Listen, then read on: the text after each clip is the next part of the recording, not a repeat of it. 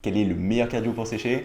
Aujourd'hui, on va faire le tour de la science en 2 minutes pour savoir quel type de cardio va te permettre de sécher le plus efficacement possible. On va voir quelle va être la durée idéale, la fréquence idéale, comment exactement t'y prendre pour tirer un maximum de résultats de ta sèche.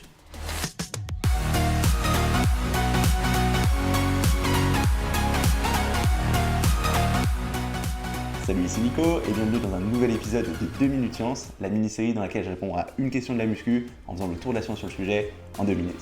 Et aujourd'hui, je vais te parler du cardio et plus spécifiquement du cardio pendant la sèche. Parce que quand il s'agit de sécher, le cardio ça peut être un très bon outil comme quelque chose de défavorable si tu le fais pas correctement. Donc aujourd'hui, je vais faire le tour de la science pour savoir exactement quel va être le meilleur type de cardio.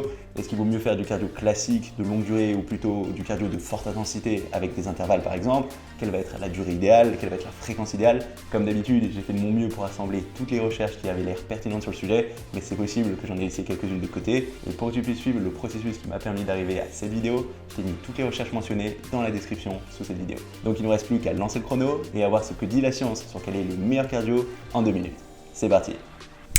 Alors pour commencer, je suis allé voir quel était le type de cardio le plus efficace pour perdre du gras entre le cardio classique de faible intensité et le cardio de forte intensité à intervalle, le HIIT, High Intensity Interval Training.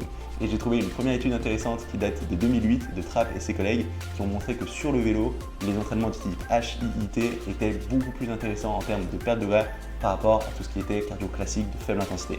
Par contre, j'ai aussi trouvé d'autres études qui semblent indiquer qu'il n'y aurait pas vraiment de différence en termes de perte de gras entre ce HIIT et le cardio classique de faible intensité. Et une méta-analyse de 2017 aussi de VVG et ses collègues qui ont fait le tour de la littérature sur ce cardio ont montré que de façon générale, il n'y avait pas de différence en termes de perte de gras entre le HIIT et le cardio classique. Par contre, en creusant la recherche, je me suis aussi rendu compte qu'il y avait un autre facteur à prendre en compte quand il s'agissait de déterminer quel était le meilleur cardio. Et ce facteur, c'était de savoir quel était le cardio qui permettait de garder un maximum de muscle.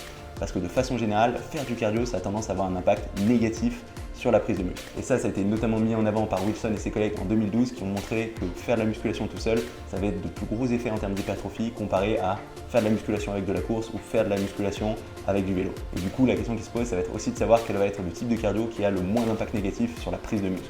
Et dans une étude de 2016, Fife et ses collègues ont montré que l'idéal c'était de ne pas avoir de cardio, mais que dans le cas où il y avait du cardio, l'impact négatif était comparable que ce soit dans le cas du HIIT ou dans le cas du cardio classique de faible intensité. Et au-delà du type de cardio, la fréquence de ce cardio va aussi avoir un gros impact. Et dans une méta-analyse de 2013, Jones et ses collègues ont montré que plus il y avait une fréquence importante de cardio dans la semaine, moins l'hypertrophie se faisait efficacement.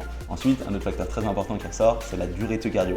Et dans l'étude que j'ai déjà citée de Wilson de 2012, il mettait en avant qu'avoir des entraînements cardio de plus de 40 minutes, ça avait un impact vraiment négatif sur la prise de muscle.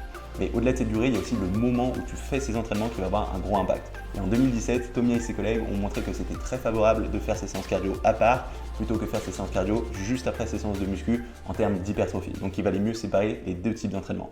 Donc en conclusion, qu'est-ce qu'il faut retenir de tout ça? La première chose, c'est que tu fasses du HIIT ou du cardio classique de faible intensité, dans les deux cas, tu vas réussir à perdre du gras. Par contre, tu vas aussi forcément perdre un peu de muscle, il faudra faire attention à ça. Et là, tu vas pouvoir faire attention à un certain nombre de points. La première chose, ça va être la fréquence de tes entraînements.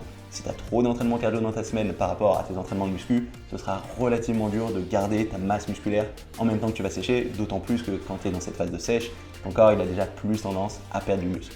Donc ça peut être bien de faire du cardio pour aider à la sèche, mais si tu fais plus de 2-3 entraînements cardio dans la semaine, ça peut avoir des effets négatifs sur le fait de maintenir ton muscle. Donc c'est pas très intéressant de sécher et de perdre du gras si on perd trop de muscle aussi. Même chose en termes de durée, a priori il faut éviter d'avoir des séances de cardio trop longues. Donc faire des séances de cardio qui font 20 à 30 minutes et surtout qui ne dépassent pas la barre des 40 minutes, ça a l'air assez important si tu veux garder du muscle en même temps que tu sèches. Et enfin, le dernier point, c'est le moment où tu fais ton cardio, il va avoir aussi un vrai impact. A priori, si tu fais le même jour, soit avant, après, ça ne change pas grand chose. Mais si tu arrives à le faire sur des jours à part ou au moins laisser 6 heures entre tes entraînements de muscu et tes entraînements cardio, c'est vraiment intéressant. Donc par exemple, tu peux faire ton cardio le matin, ta muscu le soir ou l'inverse, ou si possible, faire ton cardio sur des jours de repos. Et comme ça, tu arriveras à prendre et maintenir un maximum de muscle pendant ta sèche tout en ayant les effets positifs du cardio pour réussir à sécher plus rapidement. Donc voilà, c'est tout pour cette petite vidéo. Si jamais elle t'a plu, n'hésite pas à mettre un petit pouce bleu. Si tu as des ressources ou des expériences en lien avec ce thème, n'hésite pas à les mettre dans un petit commentaire sous cette vidéo. Je pense que ça intéressera tout le monde. Si tu n'es pas encore inscrit à ma chaîne YouTube, n'hésite pas à le faire maintenant. Comme ça, tu sauras quand je sors de nouvelles vidéos.